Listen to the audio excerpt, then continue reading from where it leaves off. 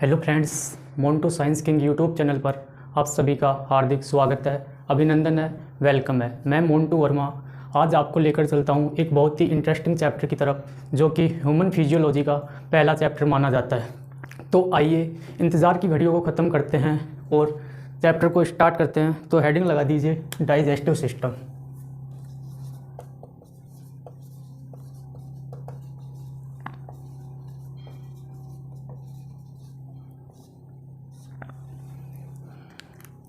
देखिए, digestive system क्या होता है। हमारे शरीर के अंदर विभिन्न प्रकार की क्रियाएं होती हैं। इन सभी क्रियाओं को संपन्न करने के लिए ऊर्जा की आवश्यकता होती है, और ये जो ऊर्जा होती है यह हमें कहाँ से मिलती है। तो दोस्तों, ये जो ऊर्जा होती है ये हमें हमारे जो भोजन के जो मुख्य घटक होते हैं, जैसे कि कार्बोहाइड्रेट, प्रोटीन, वसा, इन सब के अपघटन से मिलती है। लेकिन क्या होता है कि ये जो भोजन के घटक होते हैं ये कॉम्प्लेक्स फॉर्म के रूप में होते हैं, यानी कि जटिल अणुओं के रूप में होते हैं। इसलिए क्या होता है कि ये हमारी जो बॉडी होती है इन्हें डायरेक्ट एक्सेप्ट नहीं कर पाती है। इसलिए क्या होता है कि इनके डाइजेशन की आवश्यकता होती है, इनके पाचन की आवश्यकता होती है। तो आइए देखते हैं कि पाचन क्या होता है। तो हेडिंग लगाइए, डाइजेशन।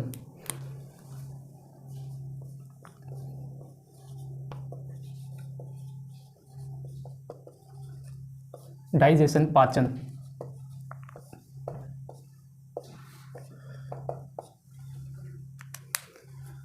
पाचन का मतलब होता है कि पाचक एंजाइमों की सहायता से कॉम्प्लेक्स मॉलिक्यूल्स को सिंपल मॉलिक्यूल्स में चेंज करने की जो प्रक्रिया होती है उसे ही पाचन कहते हैं। यानी कि जटिल अणुओं को सरल सरल अणुओं में जो चेंज करने की जो प्रोसेस होती है वही पाचन कहलाती है। ये जो पाचन की क्रिया होती है यह एक फिजियोकेमिकल प्रोसेस होती है, जो कि हमारे ब्रेन के पश्चिम मस्तिष्क के मेडुला ओब्लांगेटा के द्वारा नियंत्रित की जाती है। तो लिख लीजिए,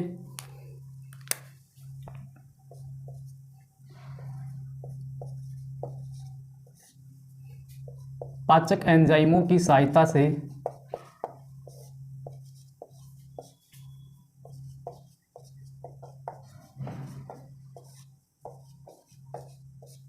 जटिल अणुओं को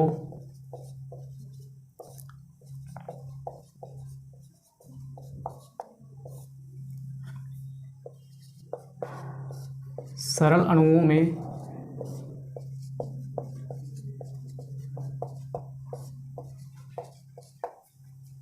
बदलने की क्रिया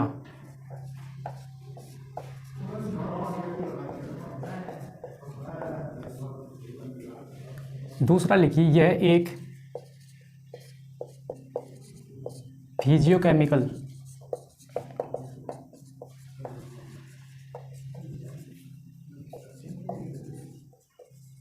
प्रोसेस होती है। इसके बाद लिखिए, जो पाचन की क्रिया होती है हमारे ब्रेन के पश्चिम मस्तिष्क के द्वारा, पश्चिम मस्तिष्क के मेडुला ओब्लांगेटा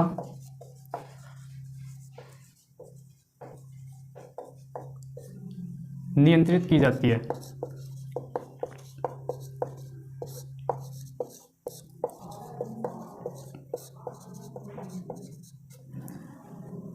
इसके बाद देखेंगे अपन, जो हमारा जो डाइजेस्टिव सिस्टम होता है ये दो भागों से मिलकर बना होता है। तो देखिए वो कौन कौन से दो भाग हैं जिनसे डाइजेस्टिव सिस्टम यानी कि पाचन तंत्र मिलकर बना होता है। तो आइए,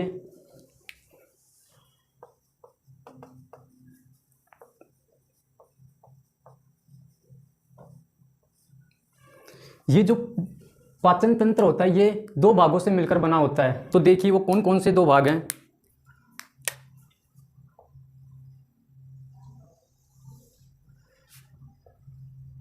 नंबर 1, एलिमेंट्री कैनाल।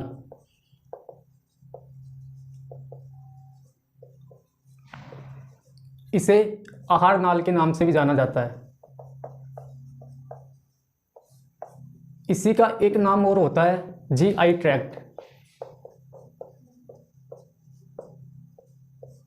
इसी को गैस्ट्रो इंटेस्टिनल ट्रैक्ट कहते हैं। जो इसका जो दूसरा भाग होता है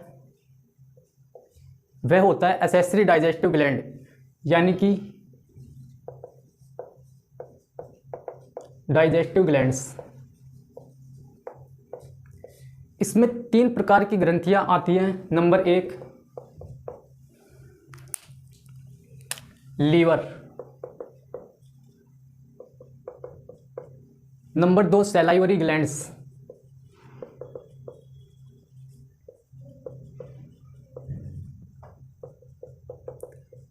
और नंबर 3 पैनक्रियाटिक ग्लैंड्स।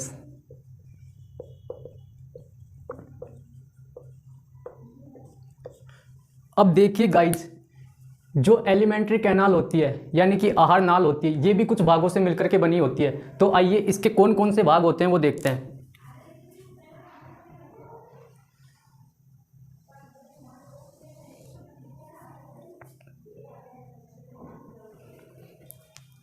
तो देखिए, जो आहार नाल का जो पहला भाग होता है वो होता है ओरल कैविटी। ओरल कैविटी, इसे मुख गुहा के नाम से भी जानते हैं।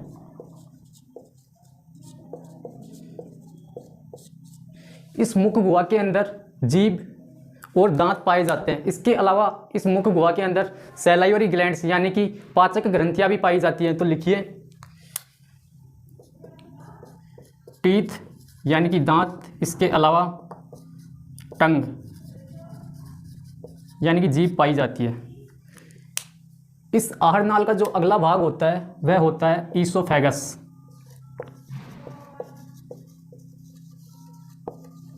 जिसे ग्रेसिका कहते हैं। इसका जो अगला भाग होता है वह होता है स्टमक यानी कि आमाशय। तो लिखिए, स्टमक यानी कि आमाशय। यह जो आमाशय होता है दोस्तों, इसके भी 3 भाग होते हैं। नंबर 1 कार्डियक, नंबर 2 फंडिक और नंबर 3 पाइलोरिक। तो लिखिए, कार्डियक, जो अगला भाग होता है वो लिखिए फंडिक,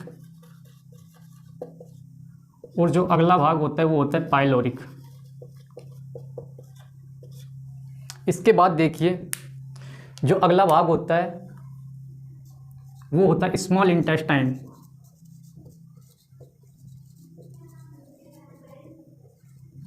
यानी कि छोटी आंत।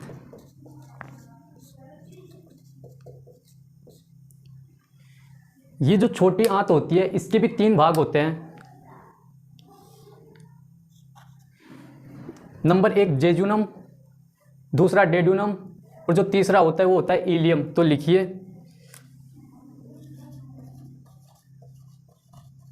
डेड्यूनम, जेजुनम और नंबर 3 लिखिए इलियम। इसके बाद जो इसका आहार नाल का जो अगला भाग होता है वो होता है लार्ज इंटेस्टाइन।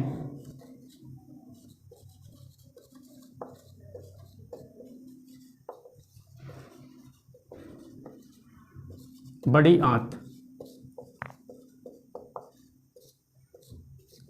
इसके भी 3 भाग होते हैं।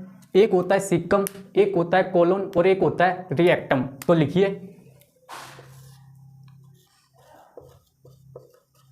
सिक्कम, कोलन और रिएक्टम। जो सिक्कम भाग होता है इसे अंधनाल कहते हैं, जो कोलन भाग होता है इसे वृद्धांत्र कहते हैं और जो रिएक्टम होता है इसे मलाशय कहते हैं। तो लिख लीजिए ये भी, सिक्कम को अंधनाल, इसे वृद्धांत्र और इसे मलाशय। ठीक है। इसी प्रकार जो डेड्यूनम होते हैं इसे ग्रहणी कहते हैं और जो जेजुनम होता है इसे मध्यांत्र कहते हैं। इसे ही अग्र क्षुद्रांत्र के नाम से भी जानते हैं। जबकि जो छोटी आंत का जो तीसरा भाग होता है इलियम, इसे क्षुद्रांत्र कहते हैं।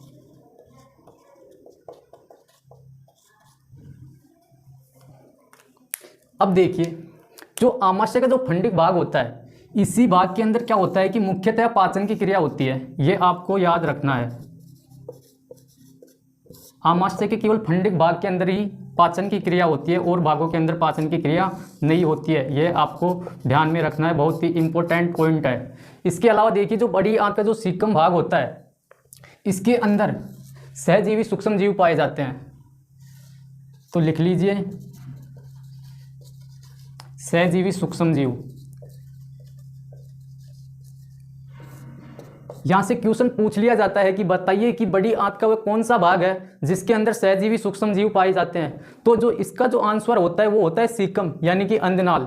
इसके अलावा बड़ी आंत का ही जो अगला भाग होता है कोलन, इस भाग के अंदर क्या होता है कि इसकी भित्ति के अंदर संकुचन होता है, जिसकी वजह से क्या होता है कि थैलियनुमा संरचनाओं का निर्माण होता है जिन्हें होस्ट्रा कहा जाता है। तो लिखिए इस कोलन भाग में थैलीनुमा संरचनाओं का निर्माण होता है जिसे होस्ट्रा कहते हैं। यह भी इंपॉर्टेंट है, इसको भी ध्यान में रखना है आपको। इसके अलावा देखिए दोस्तों, जो एलिमेंट्री कैनाल होती है इसकी जो लेंथ होती है, जो लंबाई होती है वह 30 फीट, मीटर में बात करें तो 9 से 10 मीटर के समथिंग होती है। इसके अलावा जो स्मॉल इंटेस्टाइन होती है, जो छोटी आंत होती है, इसकी जो लंबाई होती है वह 20 फीट। यदि इसको भी मीटर में देखें तो 6 मीटर के समथिंग इसकी लंबाई होती है। जबकि जो लार्ज इंटेस्टाइन होती है, जो बड़ी आंत होती है, इसकी जो लंबाई होती है वह 1.5 मीटर होती है। एक बात और ध्यान में रखिएगा, जो स्मॉल इंटेस्टाइन होती है इसका जो डायामीटर होता है वो लार्ज इंटेस्टाइन की तुलना में क्या होता है, कम होता है। तो लिखिए इसका जो डायामीटर होता है, व्यास होता है, वह कम होता है किसकी तुलना में, बड़ी आंत की तुलना में। जबकि इसका जो व्यास होता है, बड़ी आंत का जो व्यास होता है, यहाँ पर लिख देता हूँ मैं, यह ज़्यादा होता है।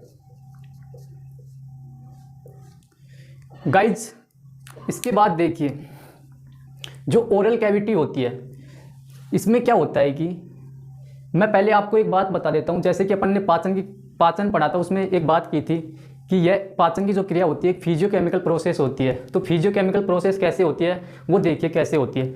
जैसे ही हम भोजन को अपने मुंह के अंदर ग्रहण करते हैं, तो जो भोजन को मुंह के अंदर जो ग्रहण करने की जो क्रिया होती है इसे इंजेशन कहा जाता है। क्या कहा जाता है, इंजेशन, यानी कि अंतर्ग्रहण कहते हैं। जैसे ही हम भोजन को मुंह के अंदर ग्रहण करते हैं तो जो मुख गुहा के अंदर जो दांत पाए जाते हैं, इनका कार्य होता है कि ये भोजन को काटने व चबाने का काम करते हैं। इसके अलावा जो जीभ होती है इसका काम होता है कि इसके अंदर ही क्या होता है कि सैलाइवरी ग्लैंड्स भी पाई जाती हैं जिनसे लार का स्रावन होता है। ये जो लार होती है ये जीभ की सहायता से इस भोजन को लुगदी नुमा बना देती है। और जो मुख गुहा के अंदर जो लुगदी नुमा बना हुआ भोजन होता है इसे बोलस के नाम से जाना जाता है। क्या कहते हैं, इसे बोलस के नाम से जाना जाता है। जबकि इसके अलावा एक काइम और होता है। तो काइम का मतलब क्या होता है कि जो आमाशय के पश्चात का जो भोजन होता है जो कि छोटी आंत में चला जाता है उसे काइम कहते हैं। ये भी आपको ध्यान में रखना है, काइम कहते हैं और एक बोलस होता है। ये दोनों बातें आपको ध्यान में रखनी है, यहाँ से क्वेश्चन पूछ लिया जाता है। इसके अलावा जो मनुष्य के अंदर जो दांत पाए जाते हैं वो हिट्रोफायोडोंट प्रकार के दांत पाए जाते हैं। हिट्रोफायोडोंट यानी कि विषम दंती प्रकार के दांत पाए जाते हैं मनुष्य के अंदर। यहाँ से क्वेश्चन पूछ लिया जाता है कि बताइए कि मनुष्य के अंदर कौन से प्रकार के दांत पाए जाते हैं। तो वो हिट्रोफायोडोंट यानी कि विषम दंती प्रकार के दांत होते हैं। इसके अलावा मनुष्य के अंदर 4 प्रकार के दांत पाए जाते हैं। तो देखिए, नंबर 1 इंसीजर यानी कि कृतनक। नंबर 2 लिखिए कैनाइन यानी कि रद्नक। नंबर 3 लिखिए प्रीमोलर यानी कि अग्रचैवर्णक। और नंबर 4 लिखिए मोलर यानी कि चैवर्णक। ये 4 प्रकार के दांत होते हैं जो मनुष्य के अंदर पाए जाते हैं, इंसीजर, कैनाइन, प्रीमोलर और मोलर। इसके बाद देखिए, जो मनुष्य का जो दंत सूत्र होता है, टीथ फॉर्मूला होता है, वह 21-23 होता है। 21-23 होता है। ये जो फॉर्मूला होता है ये एक जबड़े के लिए होता है। जब इसको 2 से मल्टीप्लाई कर देते हैं तो ये एक कंप्लीट फॉर्मूला आ जाता है मनुष्य का दंत सूत्र का। मनुष्य के अंदर 32 दांत पाए जाते हैं।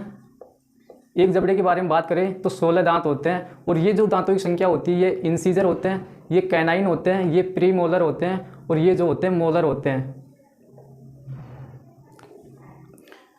दोस्तों, हमने बात की है पार्ट्स ऑफ डाइजेस्टिव सिस्टम के बारे में। इसके दो भाग होते हैं, एक एलिमेंट्री कैनाल होती है और एक होता है डाइजेस्टिव सिस्टम। अब हम आगे इन सभी के बारे में एक एक करके पढ़ने वाले हैं। तो इसके बाद हम बात करेंगे एलिमेंट्री कैनाल के बारे में। तो आइए एलिमेंट्री कैनाल के बारे में बात करते हैं। हेडिंग लगा दीजिए एलिमेंट्री कैनाल।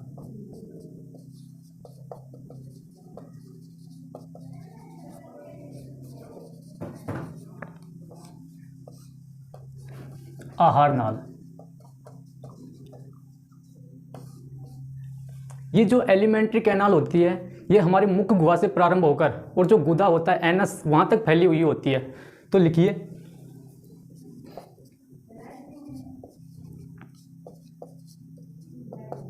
मुख्य गुहा से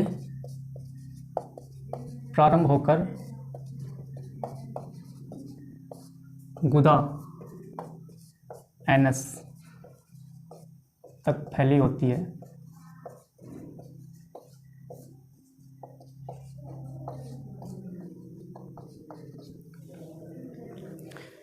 इस आहार नाल के अंदर एक पेरिस्टाल्सिस क्रिया होती है।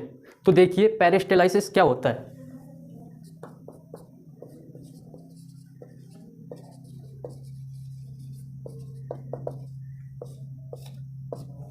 पेरिस्टाल्सिस का मतलब होता है कि आहार नाल की पेशियों के अंदर जो गति होती है उसे ही पेरिस्टाल्सिस कहा जाता है, यानी कि क्रमाकुंचन कहा जाता है। तो लिख लीजिए आहार नाल की पेशियों के अंदर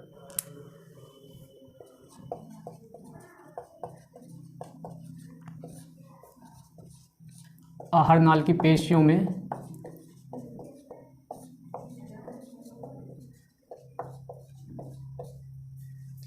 होने वाली गति पेरिस्टाल्सिस कहलाती है। इसके अलावा इस आहार नाल के अंदर 4 प्रकार की परतें पाई जाती है। तो लिखिए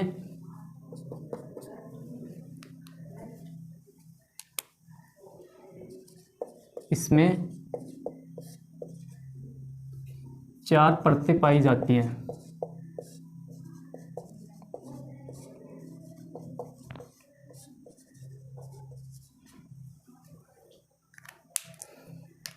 तो आइए वो 4 परतें होती हैं वो कौन कौन सी होती हैं देखते हैं। तो अगली हेडिंग लगा दीजिए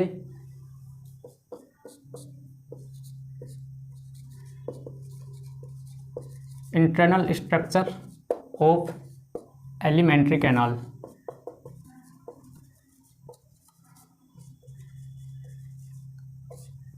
यानी कि आहार नाल की आंतरिक संरचना। इस डायग्राम के थ्रू देखते हैं कि वो कौन कौन सी 4 परतें होती हैं। तो आइए डायग्राम ड्रॉ करते हैं।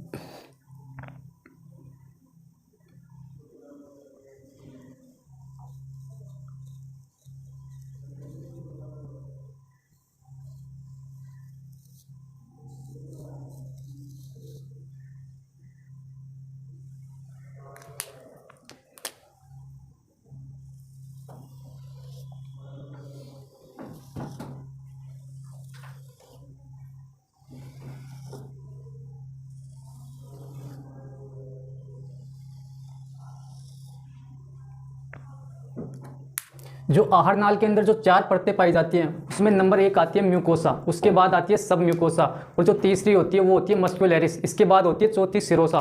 तो देखिए ये जो भाग होता है आहार नाल का इसे ल्यूमेन कहते हैं, ल्यूमेन। इसके बाद जो ये होती है ये आहार नाल की सबसे आंतरिक परत होती है जिसे म्यूकोसा कहते हैं। इसके बाद जो ये होती है ये मस्कुलरिस की इनर सर्कुलर मसल्स होती है, यानी कि आंतरिक वर्तुल पेशियाँ। इसके बाद जो ये होती है ये होती है आउटर लॉन्गिट्यूडिनल मसल्स, बाहरी अनुदैर्घ्य पेशियाँ। जबकि जो आहार नाल की जो सबसे बाहरी परत होती है वह सिरोसा कहलाती है। ये म्यूकोसा होती है, आहार नाल की सबसे इनर लेयर होती है, जबकि ये आउटर लेयर होती है। ध्यान में रखिएगा।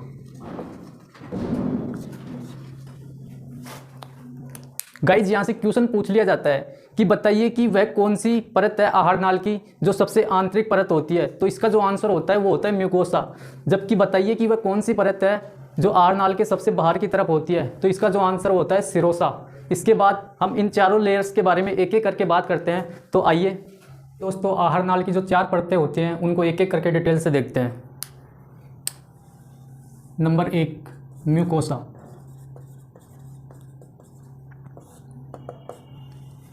ये जो परत होती है आहार नाल की सबसे आंतरिक परत होती है। तो लिखिए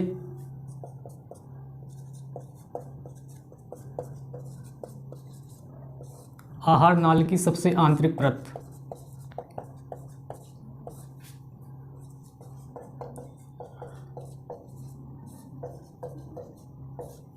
ये जो म्यूकोसा लेयर होती है यह सिंपल स्क्विमस एपिथेलियम की बनी होती है, यानी कि सरल सल की उपकला की बनी होती है। तो लिखिए मेड अप ऑफ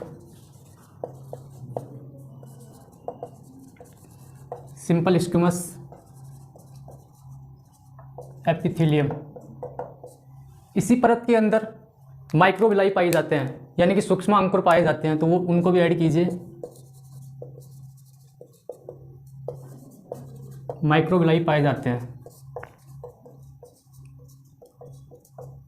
और जो इस परत के अंदर जो ये माइक्रोविलाई पाए जाते हैं इनका कार्य होता है कि ये अवशोषण के क्षेत्रफल को बढ़ाने का कार्य करते हैं। तो लिखिए अवशोषण के क्षेत्रफल को बढ़ाते हैं।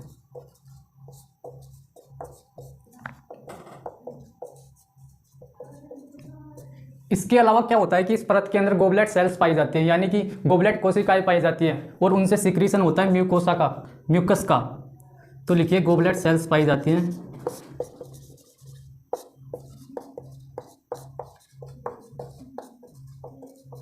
और इन गोबलेट सेल्स से सिक्रीशन होता है म्यूकस, जो कि एक श्लेष्मा होता है। और ये जो म्यूकस होता है दोस्तों, यह एक चिकनानुमा पदार्थ होता है। इसके बाद जो आहार नाल की जो दूसरी परत होती है वह होती है सब म्यूकोसा।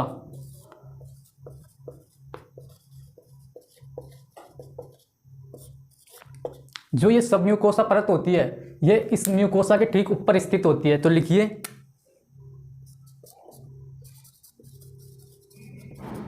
म्यूकोसा के ठीक ऊपर स्थित।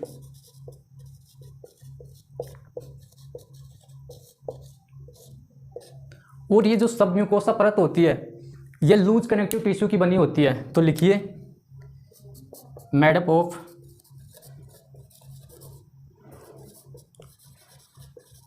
Loose connective tissues.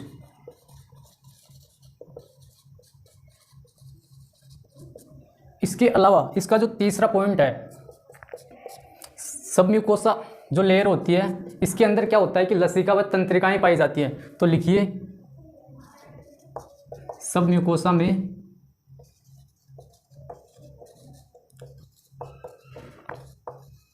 लसिका व तंत्रिकाएं पाई जाती हैं।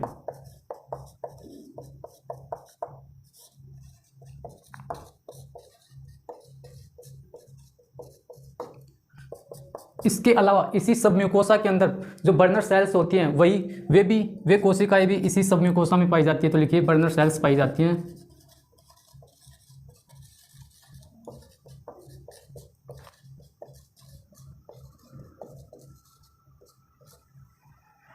आहार नाल की जो तीसरी परत होती है वो होती है मस्क्यूलरिस।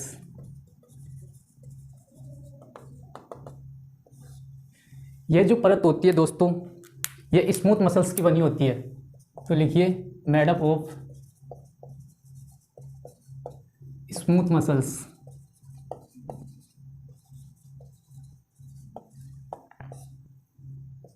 इसके अलावा इसी परत के अंदर जो पेरिस्टाल्सिस की जो क्रिया होती है वह इसी परत के अंदर होती है। तो लिखिए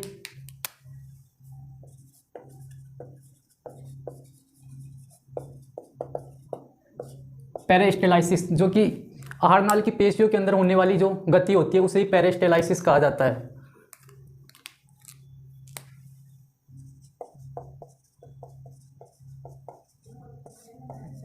आहार नाल की पेशियों में होने वाली गति।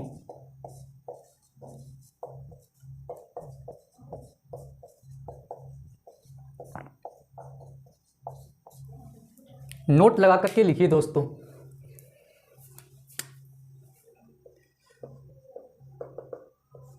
जो सबसे अधिक जो पेरिस्टाल्सिस की जो क्रिया होती है वह क्या कहाँ होती है? हमारे आमाशय के अंदर होती है, स्टमक के अंदर होती है। क्यों होती है? क्योंकि इसके अंदर सबसे अधिक पेशियां पाई जाती हैं। तो लिखिए नंबर 1 डाल के लिखिए मैक्सिमम पेरिस्टाल्सिस। जो सबसे अधिक जो कर्माकुंचन होता है वह कहाँ होता है? स्टमक के अंदर होता है, यानी कि आमाशय।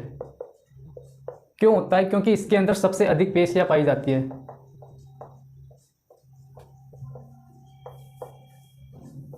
सबसे अधिक पेशियों के कारण।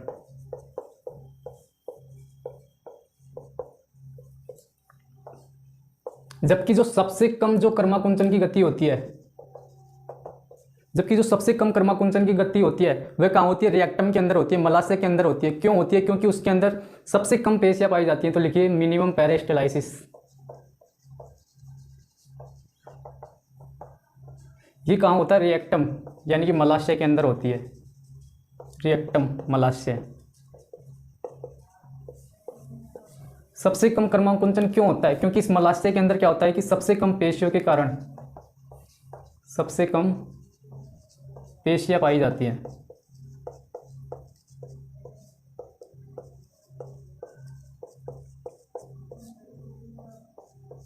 इसके बाद देखिए जो आहार नाल की जो सबसे अंतिम लेयर होती है, सबसे लास्ट परत होती है, वह होती है सिरोसा। और ये जो सिरोसा होती है ये आहार नाल की सबसे बाहरी परत होती है। तो लिखिए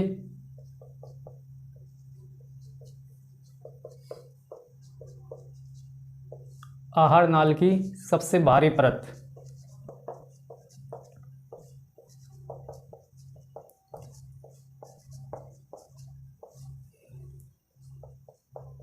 जो ये सिरोसा परत होती है ये स्क्वैमस एपिथेलियम की बनी होती है, यानी कि सल की उपकला की बनी होती है। तो इसको भी ऐड कीजिए,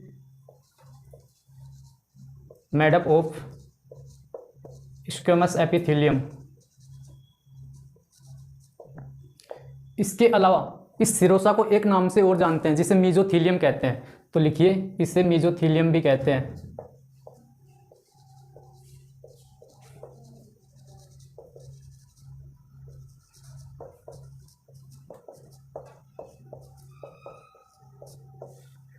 दोस्तों यहाँ से क्वेश्चन पूछ लिया जाता है कि बताइए कि आहार नाल की वह कौन सी परत होती है जिसे मीजोथीलियम के नाम से भी जाना जाता है, तो उसे मीजोथीलियम कहते हैं। इसी प्रकार से यहाँ से क्वेश्चन पूछ लिया जाता है कि बताइए कि आहार नाल की वह कौन सी परत होती है जिसके अंदर पेरिस्टाल्सिस की जो क्रिया होती है, तो इसका जो आंसर होता है वो होता है मस्कुलरिस परत। जबकि इसमें पूछ लिया जाता है कि बताइए कि आहार नाल की वह कौन सी परत होती है जिसके अंदर लसिका व तंत्रिकाएं पाई जाती हैं, तो इसका जो आंसर होता है वो होता है सब म्यूकोसा। इसी प्रकार से